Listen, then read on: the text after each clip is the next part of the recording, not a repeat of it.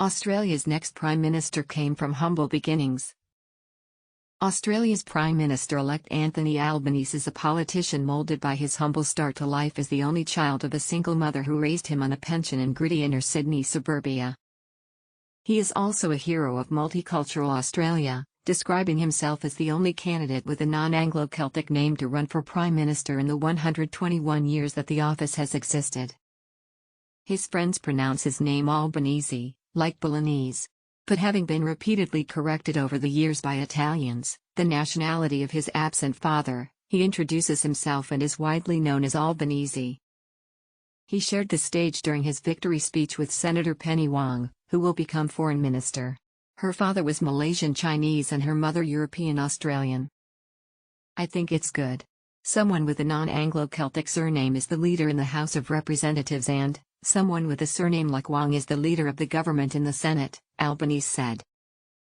Australia has been criticised for its overrepresentation in Parliament of offspring of British colonisers.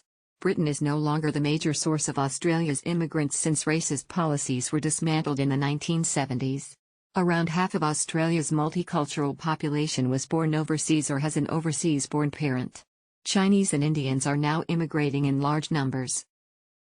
Albanese has promised to rehabilitate Australia's international reputation as a climate change laggard with steeper cuts to greenhouse gas emissions. The previous administration had stuck with the same commitment it made at the Paris Agreement in 2015, 26% to 28% below 2005 levels by 2030. Albanese's Labour Party has promised a 43% reduction. His financially precarious upbringing in government-owned housing in suburban Camperdown fundamentally formed the politician who has led the centre-left Australian Labour Party into government for the first time since 2007. He is still widely known by his childhood nickname, Albo. "It says a lot about our great country that a son of a single mum who was a disability pensioner, who grew up in public housing down the road in Camperdown can stand before you tonight as Australia's Prime Minister," Albanese said in his election victory speech on Saturday. "Every parent wants more for the next generation than they had. My mother dreamt of a better life for me. And I hope that my journey in life inspires Australians to reach for the stars," he added. Albanese repeatedly referred during the 6-week election campaign to the life lessons he learned from his disadvantaged childhood. Labour's campaign focused on policies including financial assistance for first home buyers grappling with soaring real estate prices and sluggish wage growth. Labour also promised cheaper childcare for working parents and better nursing home care for the elderly. Albanese this week promised to begin rebuilding trust in Australia when he attends a Tokyo summit on Tuesday with US President Joe Biden, Japanese Prime Minister Fumio Kishida, and Indian Prime Minister Narendra Modi.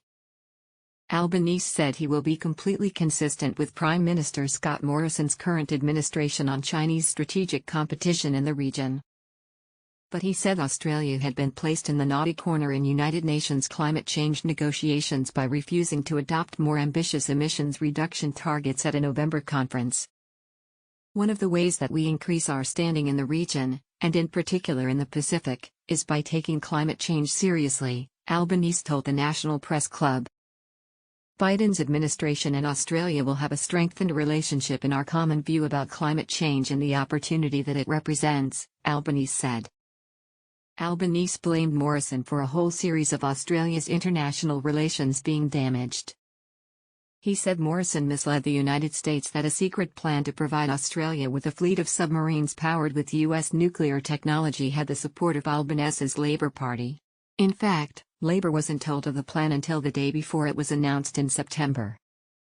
Albanese also accused Morrison of leaking to the media personal text messages from Emmanuel Macron to discredit the French president's complaint that Australia had given no warning that a French submarine contract would be cancelled.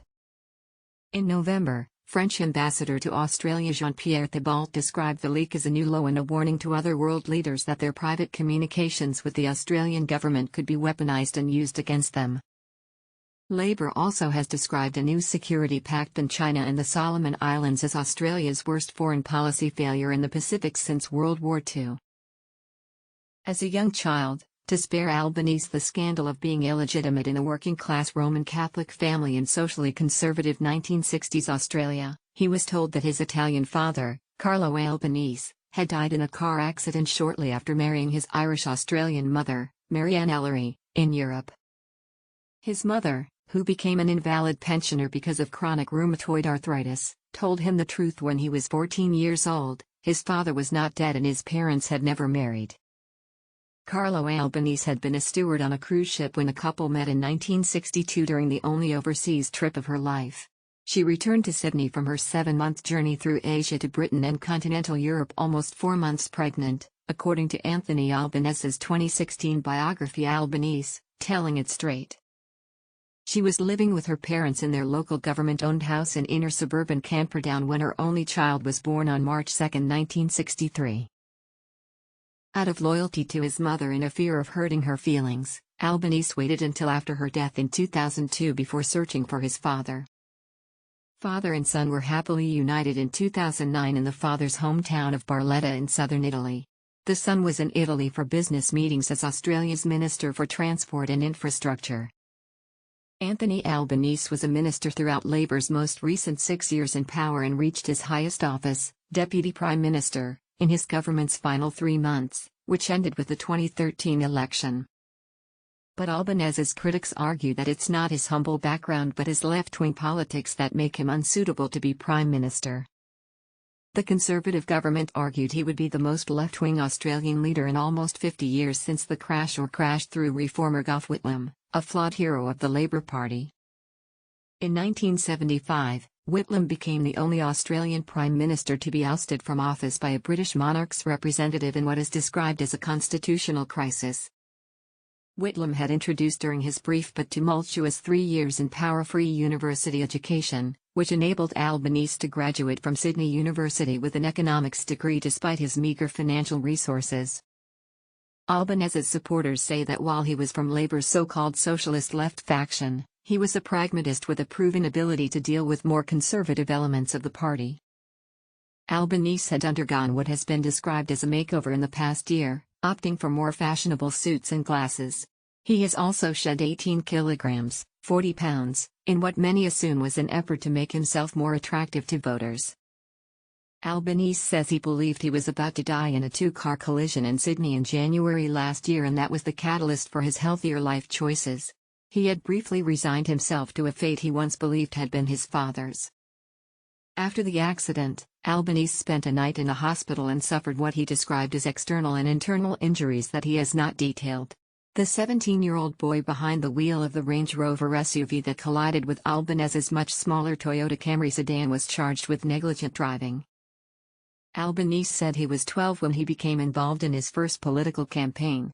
His fellow public housing tenants successfully defeated a local council proposal to sell their homes, a move that would have increased their rent, in a campaign that involved refusing to pay the council in a so-called rent strike. The unpaid rent debt was forgiven, which Albanese described as a lesson for those people who weren't part of the rent strike. Solidarity works.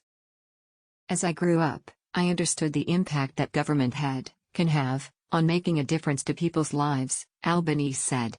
As I grew up, I understood the impact that government can have, on making a difference to people's lives. On election day, before the vote counting started, he spoke of an advantage from his upbringing. When you come from where I've come from, one of the advantages that you have is that you don't get ahead of yourself. Everything in life's a bonus, Albanese said.